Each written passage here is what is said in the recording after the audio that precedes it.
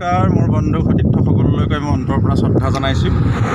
বিশেষভাৱে কথা হ'ল কি, আজি মই আমাৰ শংকৰ সংঘৰ যি অধিৱেশন চলি আছে, অধিৱেশনস্থলীলৈ যিহেতু যাবলৈ মই ওলাই আহিছোঁ আৰু বিভিন্ন জিলাসমূহৰ পৰা আইসকল বাপসকল অনুষ্ঠানৰ পৰা যিহেতু আহিছে, তেখেতলোকক অকণমান দৰ্শন কৰি অকণমান মানে মনৰ সান্তনা এটা ল'ম বুলি যিহেতু আহিছোঁ আৰু সেয়েহে আপোনালোকক তাৰ কাৰ্যসূচী যি হয়তো হয় সেইটো মই আপোনালোকক পৰিৱেশটো অকণমান দেখাম।